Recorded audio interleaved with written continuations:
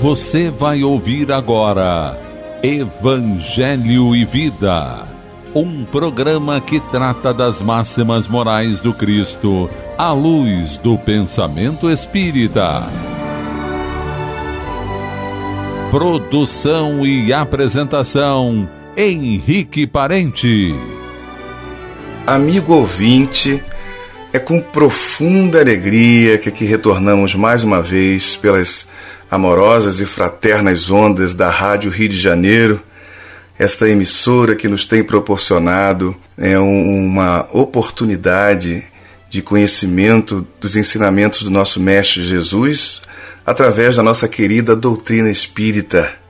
Eu me chamo Henrique Parente e esse é o programa Evangelho e Vida, como já comentado aqui no início, pelo prefixo, onde o nosso objetivo é observar o Evangelho, eu diria um Evangelho assim tão presente nas nossas vidas, tão atuante no passado como no presente e no futuro, nos proporcionando assim um processo ou um convite a um autoconhecimento, a observação da nossa própria vida, da nossa existência, já que vivemos muitas e muitas existências. Porque existe um objetivo para a vida, existe um sentido profundo para todas as coisas. Existem situações que ainda temos dificuldades, mas outras tantas podemos ter a compreensão.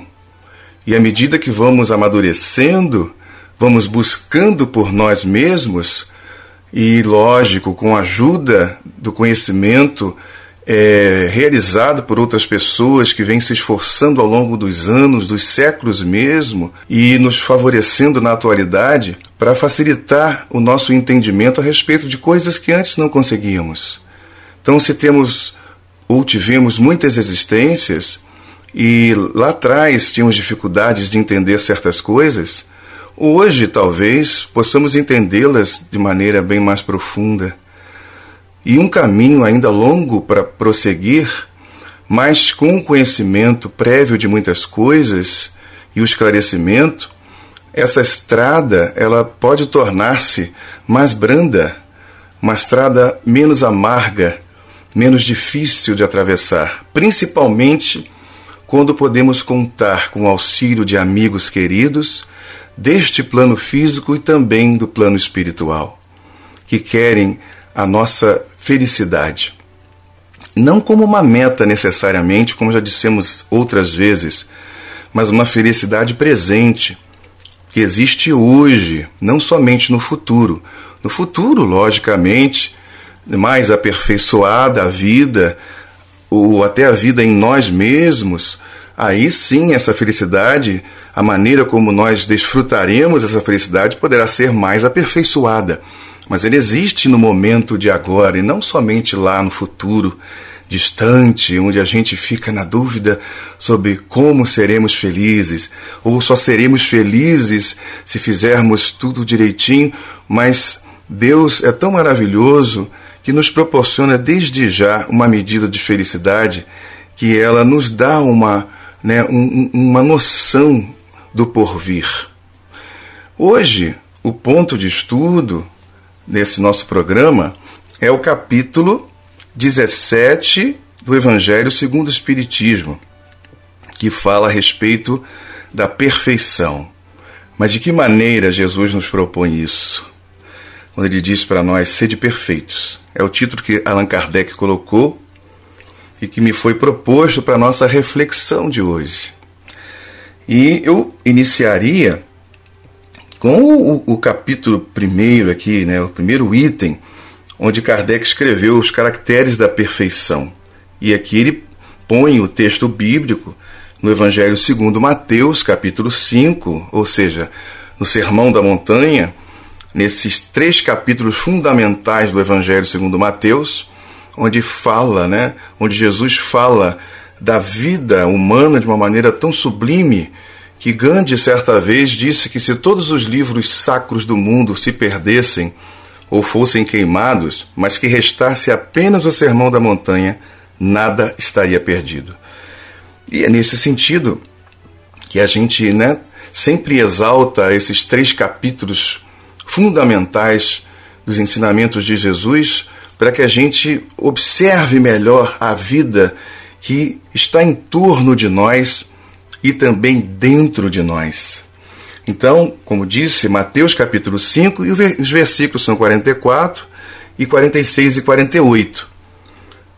Mas eu vos digo, amai os vossos inimigos, fazei bem ao que vos tem ódio e orai pelos que vos perseguem e caluniam, para serdes filhos de vosso Pai que está nos céus, o qual faz nascer o seu sol sobre bons e maus, e vir chuva sobre justos e injustos.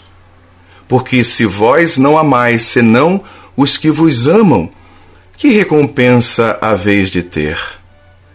Não fazem os publicanos também o mesmo? E se vós saudardes somente os vossos irmãos, que fazeis nisso de especial?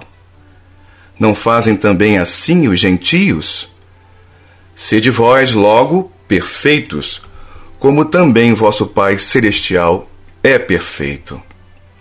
E aí, nosso querido Allan Kardec, ele inicia, né, um comentário a respeito destas palavras e que podem trazer para nós assim um grande ensinamento. E todo esse conteúdo, amigo ouvinte, para todos que estão aí ouvindo o programa pelas ondas da rádio 1400 AM, ou também pela rádio web, a Rádio Rio de Janeiro, todos esses ensinamentos, eles têm por fim despertar em nós um interesse a respeito desse sentido que a vida propõe para nós. Porque a gente nasce, a gente vive e a gente morre em algum momento, na linguagem comum. A gente aprende que existe uma vida que é imortal, que a essência que habita em nós, ela continua vivendo. E neste sentido, né, a gente compreende que a vida inicia antes do berço e ela não termina depois do túmulo. E no meio disso aí, nós temos a existência. E temos dificuldade de entender muitas coisas que envolvem essa existência de certos acontecimentos. E esses ensinamentos têm por fim despertar em nós a compreensão necessária para entender no dia a dia mesmo, na atualidade, por que as coisas são como são ou estão como estão.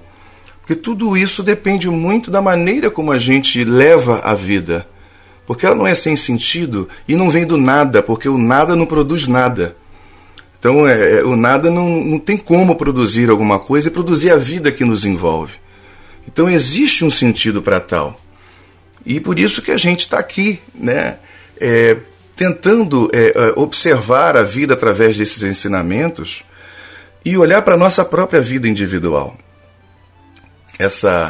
Esse sentido da vida individual e a nossa relação com a vida coletiva.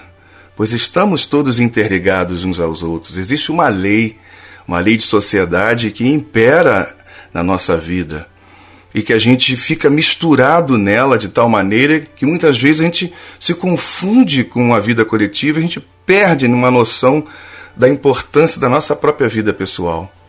O grande psiquiatra Jung, Carl Gustav Jung, ele, numa de seus comentários, em seus livros, ele até, porque o Jung não era ateu, mas ele utilizava a ciência para compreender e ter noção mais profunda a respeito da vida do homem, dos seus sofrimentos, das suas lutas. E o Jung propõe que a figura de Deus, ele é um único ser, seria o único ser que ele chama de extramundano, né, fora do mundo, em que o homem deveria ancorar-se para que ele fuja, ou na verdade ele consiga afastar-se o suficiente dessa mistura da coletividade para ele poder entender melhor quem ele é. E nisso o Jung está propondo para a gente um sentido de espiritualidade, de compreender e ter uma noção mais profunda a respeito do nosso próprio interior, dos sentimentos que a gente tem, da relação com este ser que está fora do mundo, que a gente aprende de maneira tão profunda, no sentido do tempo mesmo, do que vem dizendo isso para todos nós há séculos e séculos, da existência de Deus, e que a gente vai compreendendo que Deus realmente existe. Ele não é uma figuração, não é uma resposta a anseios humanos, mas ele de fato é o nosso Pai, é o nosso Criador, assim como nos apresenta Jesus. Como certa vez ele conversando com a mulher samaritana, ele diz: Deus é espírito, e importa ser adorado em espírito e verdade. E aí a gente volta para o Jung, que propõe para a gente ancorar-se em Deus, para que a gente não se perca nessa mistura toda da coletividade e passe a perceber em nós um sentido de individualidade. Nós somos um indivíduo, um ser que não se divide. Apenas passamos muitas existências desenvolvendo, despertando em nós essa consciência. Mas sempre vamos estar ligados à coletividade. É tremendamente importante essa relação para que a gente mesmo consiga compreender quem a gente é. Como gosto muito de dizer sempre em todos os programas que participo, nós somos filhos de Deus. Paulo de Tarso, certa vez, disse que nós somos de geração divina, de estirpe divina. Nós viemos de Deus, Ele quis nos criar e nos dá a oportunidade da vida, das lutas de cada dia, que vão pouco a pouco despertando em nós, nos dando a noção do que realmente nós somos e da capacidade que temos em nós. Então vamos aqui apenas alguns comentários de Kardec a respeito desse trecho bíblico que nos esclarece bastante. Desde que Deus, diz Allan Kardec, possui a perfeição infinita em todas as coisas, esta máxima, sede perfeitos como vosso Pai Celestial é perfeito, tomada ao pé da letra, faria supor a possibilidade de atingirmos a perfeição absoluta. Se fosse dado à criatura ser tão perfeita quanto o seu próprio Criador, ela o igualaria, o que é inadmissível. Mas os homens aos quais Jesus se dirigia não teriam compreendido essa questão. Ele se limitou, portanto, a lhes apresentar um modelo e dizer que se esforçassem para atingi-lo.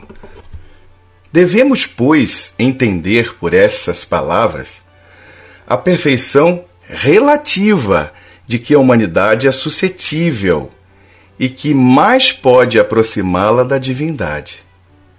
Mas em que consiste essa perfeição? Perguntou Kardec.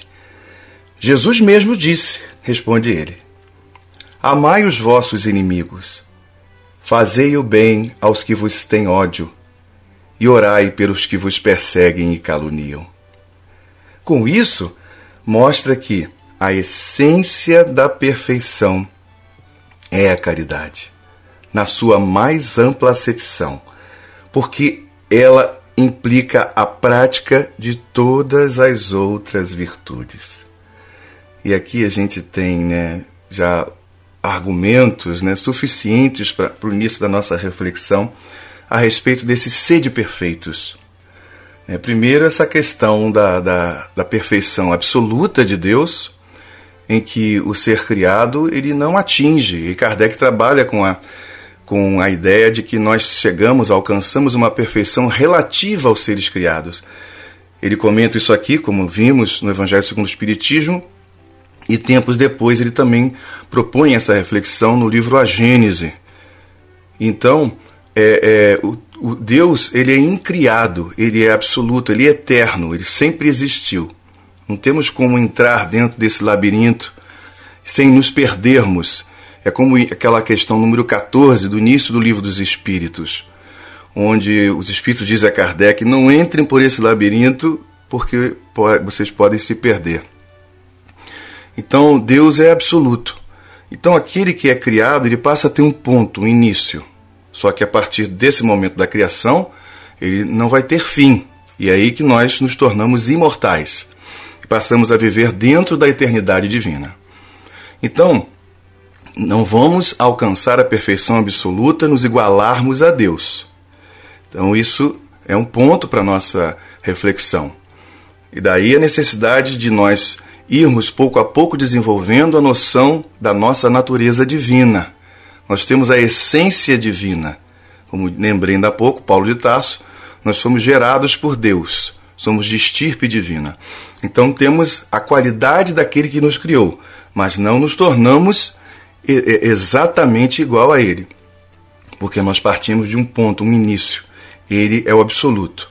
Nós passamos a alcançar um dia, na nossa consciência, ter a noção e vivermos, tanto interiormente como exteriormente, essa noção da perfeição relativa. Um exemplo maior disso é a questão 625 do Livro dos Espíritos, que é Jesus. Então, daí a gente vê que não é pouca coisa. Se alguém se pergunta assim, queria ser igual a Deus, mas para quê? Isso seria pura vaidade. E esse ponto nos leva a uma outra situação, que é o de desenvolvermos em nós essa perfeição relativa. E aí Kardec chama a nossa atenção para isso, dizendo, amai os vossos inimigos, fazei o bem aos que vos têm ódio, orai pelos que vos perseguem e caluniam, e afirma, com isso mostra que a essência da perfeição é a caridade, na sua mais ampla acepção. Então, a gente vê que não é pouca coisa. Alcançar esta perfeição relativa não é pouca coisa. É um trabalho assim para muito tempo, porque não é fácil nós desenvolvermos esse amor pelos inimigos, fazer o bem, a todos aqueles que têm por nós ódio, e orarmos pelos que nos perseguem e caluniam. Dá para a gente entender que não é coisa muito fácil. Mas eles sabem que nós vamos conseguir alcançar essa estatura. Vamos chegar neste ponto. Por isso hoje estamos aqui, diante deste legado, dessa tarefa incrível do autoconhecimento. Porque o que nos é proposto para a gente alcançar esse estado de perfeição é conhecer um pouco de nós mesmos. Na questão 919 e 919A do Livro dos Espíritos, a resposta de Santo Agostinho é clara nesse sentido, lembrando o filósofo Sócrates na antiguidade, onde ele tornou mais público aquela frase inscrita na entrada do templo de Apolo, no oráculo de Apolo, em Delfos, conhece-te a ti mesmo. E isso é uma coisa que a gente ainda não entendeu, a gente tem dificuldade. Muitas vezes pensamos que conhecer a nós mesmos é saber o que a gente gosta e o que a gente não gosta. Mas vai muito além disso. Isso é importante, é claro, mas vai muito além dessas questões. Tentar compreender os sentimentos que estão dentro de nós. E termos orientações como essas que o cristianismo nos propõe, e outras escolas também têm, porque Jesus é o Senhor de um processo de evolução. Não é só para os cristãos, Jesus não é só dos cristãos. O cristão é um formato, um ensinamento que podemos até considerar, do nosso ponto de vista, mais aperfeiçoado, mas aquele que desenvolve a compreensão dessa natureza divina, ele percebe mesmo através de outras escolas esses ensinamentos, porque a verdade é uma. Ela vem de Deus. Jesus transmite essa verdade para todos nós. Ele é o verdadeiro anjo. Ele é o mensageiro de Deus, direto, que traduz numa linguagem possível a cada um de nós uma maneira de compreendermos isso. Aquela lição ali que ele traz pessoalmente, a gente percebe que ela está mais bem estruturada. E ele demonstra na prática, na relação com as pessoas, o caminho que nos conduzirá ao desenvolvimento talvez mais amplo dessa natureza divina que ele já desenvolveu. E continua aqui Kardec mais um pouquinho. Com efeito, se observarmos o resultado de todos os vícios e mesmo dos simples defeitos, reconheceremos que não há nenhum que não altere mais ou menos o sentimento de caridade. Porque todos nascem do egoísmo e do orgulho. que são a sua negação. Porque tudo o que excita exageradamente o sentimento da personalidade destrói, ou quando nada, enfraquece os princípios da verdadeira caridade, que são a benevolência, a indulgência, o sacrifício e o devotamento. O amor do próximo, estendido até o amor dos inimigos, não podendo aliar-se com nenhum defeito contrário à caridade, é, sempre, por isso mesmo, o indício de uma superioridade moral maior ou menor. Do que resulta que o grau da perfeição está na razão direta da extensão do amor ao próximo. Isso é profundo. Eis porque Jesus, depois de haver dado a seus discípulos as regras da caridade, no que ela tem de mais sublime, são aquelas que já lemos, né? De amar os inimigos, orar pelos que nos caluniam, etc. e tal. Lhes disse: sede, portanto, perfeitos, como também vosso Pai Celestial é perfeito. Isso é um modelo para que a gente se esforce para atingir a perfeição. Nós vamos procurar, através até do ensinamento de Jesus, da imagem que ele traduz para nós, do que seria a perfeição, para que a gente possa desenvolver em nós, despertar em nós esse sentido mais amplo. E a gente pensa na atualidade, na nossa vida, na nossa existência, o quanto desejamos ser ou sermos felizes. Então, a gente vai olhar para a nossa vida, por todas as coisas que nela têm acontecido, mas também nos questionar a respeito do que estamos fazendo de fato para que a nossa vida seja uma vida melhor, para que ela tenha uma prosperidade, mas não somente no sentido material, mas também nesse sentido que a gente tem despertado talvez com menos intensidade, que são, né, os valores éticos, os valores morais que existem dentro de cada um de nós, onde a gente tem até os outros ou o outro como uma referência, mas depende muito da nossa relação direta com o próprio Criador. O cristianismo está aí, a nossa orientação para todos nós que estamos refletindo, né, a partir da orientação de Jesus, esse é o foco principal. Né? Então, nós temos uma moral exposta por Jesus para que a gente se identifique com ela mais ou menos, mas se reconhecermos que ela é a moral que nos proporcionará uma vida mais abundante e melhor, nós precisamos estabelecer um nível de comparação. E aí nós temos, diante desse legado, amigo ouvinte, esse trabalho que estamos desenvolvendo não é de hoje, é de muitos séculos. Hoje aqui nos encontramos, para quem está ouvindo nesse momento o programa Evangelho e Vida, né, esse ponto de reflexão, mas estamos, né, não só nesse momento, passando toda a nossa existência com as outras, tentando compreender melhor a vida, o sentido que ela tem e aquilo que realmente a gente necessita buscar. Nós somos livres, nos foi dado o livre arbítrio para que a gente possa desenvolver e descobrir. Na parábola do filho pródigo, para encerrarmos esse nosso assunto aqui hoje, porque o nosso tempo está praticamente esgotado, nós vemos um jovem que se afasta, precisa afastar-se primeiro da sua, né, estrutura maior, que seria o pai, né, da sua origem, para que ele possa compreender a importância do retorno e aproximar-se do pai, só que de uma maneira bem diferente do que ele saiu. E ali a gente vê uma história linda que Jesus conta, que retrata a evolução humana. Do pai que está sempre pronto a nos receber, nos acolher, não para nos condenar, para nos julgar, mas para nos receber como filhos, porque é exatamente isso que nós somos.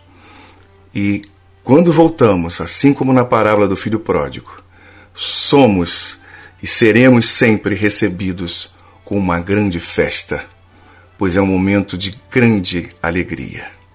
Amigo ouvinte, ficamos por aqui hoje. Que Deus nos abençoe a todos e que possamos mais uma vez, proximamente, estarmos aqui falando dessas coisas tão importantes para as nossas vidas. A Rádio Rio de Janeiro apresentou o programa Evangelho e Vida.